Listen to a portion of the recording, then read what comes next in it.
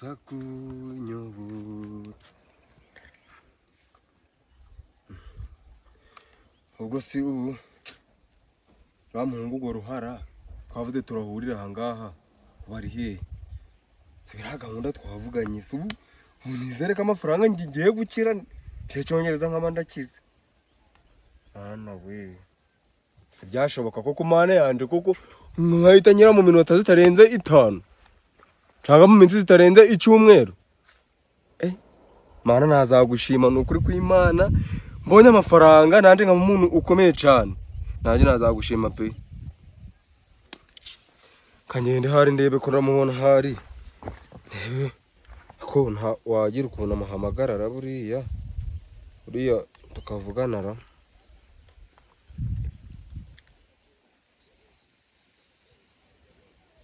Aro ni wa mucyongereza nyine muri kuvugana. Nje nageze hahandi nyine twahanye gahunda ahubwo banguka wunda hicaye. Ihute awa raje hari mutegereze nicare mutegerereze hano. Aya nuguhita ngura noneho smartphone noneho maze ndanyura mu rugo ndi kwica amagini. Ubu byashoboka koko.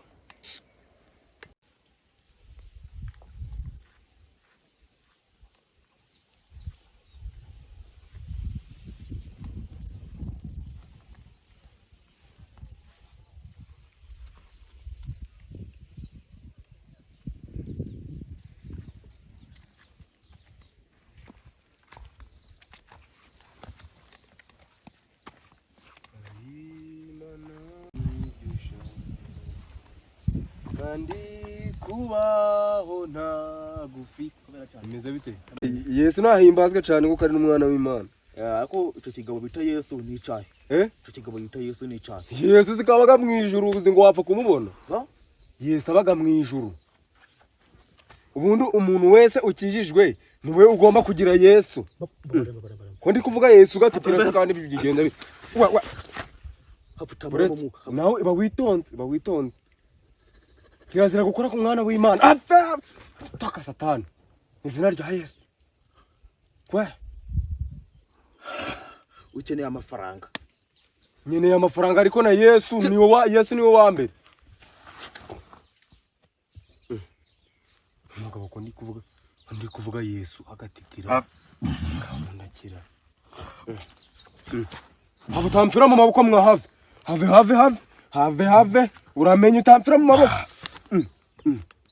Have kuri kwipomba mwa kuri kwipomba guco urarwaye urarwaye mu magare abiwanyu banze bakujana kwa muganga cyangwa gusengera. urongera kuvuga iryo jambo Mumbabarire rwose mumbabarire. None se ubaye iki? Ushaka amafaranga? Nshaka amafaranga rwose. Amafaranga ndayakeneye. Urongera kuvuga iryo jambo. Iri Yesu se? Mumbabarire abanyakubaho. Mumbabarire abanyakubaho. Yesu ari jambo. Urongera. Yesu niwe wicaga ibintu byose bigapfa bikagwa hasi. Bigapfa bikarambara ubwo wasanga nawe amagini ngakurimo gari ko kuvamo. Turasengaga. Aba bazimu biwanyu bari kugukoresha batsindwa mu izina rya Yesu. Bigapfa bikarambara ubwo wasanga nawe amagini ngakurimo gari ko kuvamo. Turasengaga. Aba bazimu biwanyu bari kugukoresha batsindwa mu izina rya Yesu. Anga rwose nshaka gukira. Nshaka amafaranga. Wivane mu cyo kintu cyongera kuvanga uwo mugabo no. Ntabwo ndogera kumuvuga no. Shaka amafaranga rero. Shaka amafaranga we. Uyu muzakanye tuvugana. ugiye kubona amafaranga wawe ugiye kwemera ibyo nibikubwire ibyo byemera rwose nje niyo wansaba ikintu cyose wansaba nje nagikora rwose ukurikirane ukumva muri akanya iwawe ejo sanga mu gitondo urasanga amafaranga miliyari 3 miliyari 3 ku burire bwawe miliyari kandi wongera wirinde ikintu cyo kongera kuvugamo uwo mugabo bita Yesu kandi Mana ishobora byose none se wo kumuvuga Mana y'abakurambere Mana y'abakurambere ndakwiyamye abo mafaranga turagera iki kirero durare amafaranga nago ningenzi ejo ndaza kugutwara kandi wari bugutware urahabona yego amafaranga ya urayasanga iwawe uyakoresha ibyo ushaka kandi uribe ushaka ibintu bitemewe n'amategeko ukongera uvuga icyo kigabo amafaranga yawe arahita umuyonga ariko nayaguramo n'indaya izo ndaya nta kibazo byo birakureba ariko umenye ko ukumva umenye ko amafaranga nugenda ukaguramo ugacuruza ibintu butike ukirashwa ukavuga iryo jambo irati homba yego turi kumwe turi ubwo gahunda ni ryari ejo mu gitondo ukimura kuyafata ikigoroba ndagutwara yego nta kibazo yabyemeye banyakubaho tugenda urugendo ruhire yego haguruka ugende nagiye banyakubaho rwose ubu muri akayo maje kwinjira muri groupe y'abantu ejo yego ciao nacu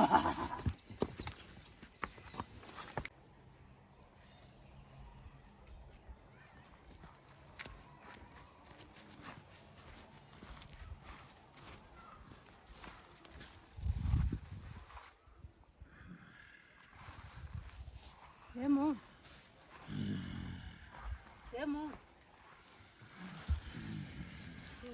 Zungu. Vai.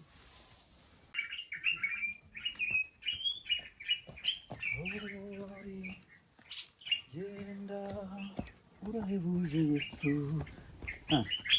Ahantu ko ndi kumva Mana ni ibiki? Ahantu ko numva wagira ngo sinzi. Ahantu hashobora ari ku gicumbi cy'abadayimoni. Ndumva ibikuba binkutse.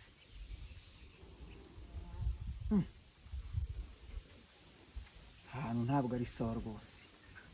Hashobora kuba ariho bari abadayimoni bateranira. Niko kuri kankomeze.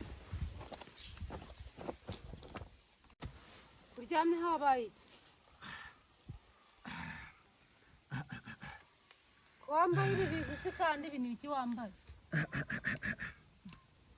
Ntagamera. Zungu mwene kiniga amazi.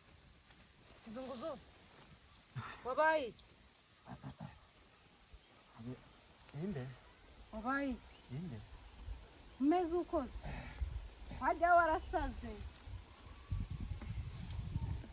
Warogiye kunjanira inzoga. Warasaze. Mahe nka rwose ameneke wamaye. Bite sha? Ni byiza amakuru. Bigenze bite? Ngogo si inzira ndi kuyinyura mu mfite ubwoba bwinshi cyane. Byakugendeke bite? Hara nyine mfite mu mfite wanje witwa Ruhara. Mu izina rya Yesu. Rekera aho ngaho. Bigenze tese. Uri gukorana na Ruhara? Nyine ari ibintu twavuganye. Ari ibintu nyine avuze ngo ashaka kunyinjizamo ngo ningera mu rugo ngo ndabona miliyari 3. Kwa jina la Yesu. Ura muhungu akorana n'abadayimoni. Akorana? Iko. Ko wasanga ashaka kunjana ikuzimu. Kucumwa rusina kubanye ku misiyoni. Nagiye gusenga rwose nje cyonyereza ibintu byo gusenga nje bibagamo. Umva musore. Ava ku giti dore umuntu. Uriya ni umudayimoni ari kwirirwa ari kuyobya ubwoko bw'Imana. Yesu urakoze rwose man urakoze Yesu. Ha bintu by'ibigenzo yagukoreyeho. Yankozeho nyine ubwo nawantengera ngo bimveho. Mu izina rya Yesu. Nsengera. Mana yo mwijuru. Umwami Mana. Ndagushimye kuri ko umugaragu wawe. Urakoze. urwaye mu mutwe undi kikundi kubona cyasaze wakijana akiyobyana kivuye kuvoma ikizunguzungu ni uko nguko meze kiniga amazi ndamuza ako gasaza kakazabimfasha none si kiniga amazi burazi ibintu byakubayeho ngo mbike imari yanjye ariko wije urambwira ako gasaza kagasega ngo ni kiniga amazi uramuzi arakanigwa n'iya saa munani aragakubitwa uramuzi ubwo niwe humuzi ndabitwaye birabaye none si mwana waza nka kujana iwanyu wakiniga amazi ntigamira nje niberaga hano hasi niho usigaye uraba ntabwo ugitaha iwanyu ariko ari ijambo wari uvuze mugiye kujana iwawe iwanyu twakiniga amazi kiniga amazi yagukubitwa n'inkuba mba hejuru ntongere no kumbwira kiniga amazi kujanira abakurambere ntongere kumbwira kiniga amazi niwe wakugize guca igo mbwira ariko vugana nanjye ndakujanye wowe mbwira vugana nanjye ntongera kuvuga kiniga amazi ndagukuramo iyo kotsa ubaga hano kiniga amazi yariza akihanagura ubu kumusubiza yasi ubwenge ndakujanye wowe niba wanze ko tujana rero cyo bayi wambwiye ko utaranjana iwawe mva mu maso nzagaruka njya kugufata ntari njyenyine kumbe ntaho wiberaga wenda gufatisha mpfa kuba ntwaye umusatsi wawe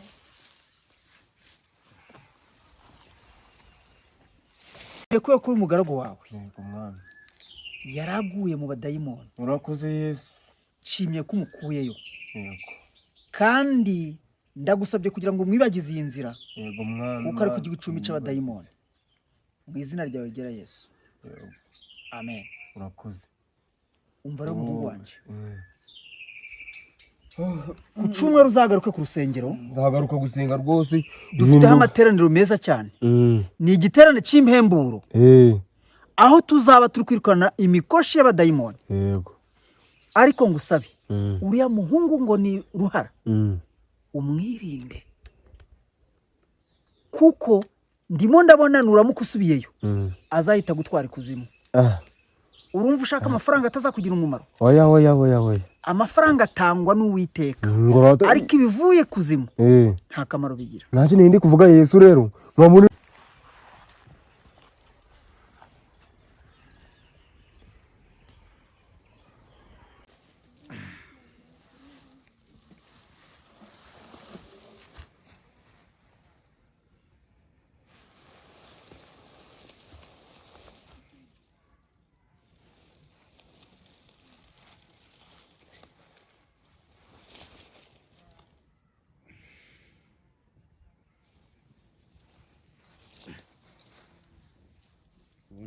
ubundi gusara no gushishikara nagiraga imbaraga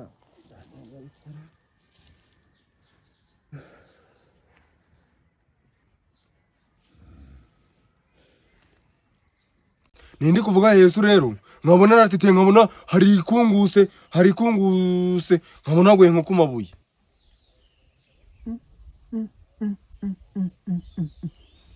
warupfuye ibaze mfene nagera ku nzozi zanje warupfuye ndakubwiye ariko kandi Yesu arashoboye Uwiteka we urashoboye kandi ushoboye byose ufite Bibiliya na Bibiliya mfite uretse Bibiliya ngenda nagayo muri telefone izi ntizihageze muri telefone ugomba gushaka igitabo cyahumetswe n'Imana kuko kigira umumaro wo kwigisha umuntu no kumwemeza ibyaha bye ndetse no kumutunganya ngo kiguraga ngahe ni amafaranga make cyane kandi amafaranga uragura ubutumwa bwiza nta kibazo rwose ni 10,000 byonyine kandi ubu ukurikiyeho ku cyumweru nuza mu materaniro uzanyibutse icyo gitabo nzakikubwira amen urakoze maze rero ngaho nyaruka kangende ubu niho ndi kumva nyuzwe, naho ubu niri kunyura mu inzira ndi kumva bitari kumfasha neza, ndi kumva mbese ibintu byanze. Nyaruka uzaze tugire ibyo tuganira, ubundi nzagushira no ku gice cyo kubatiza. Urakoze. Sawa. Nanjye wenda nzabatizwe mu mazi magari. Sawa, nta kibazo. Kwa kundi bayibizaga. Sawa sawa, ugire umunsi mwiza. Yego.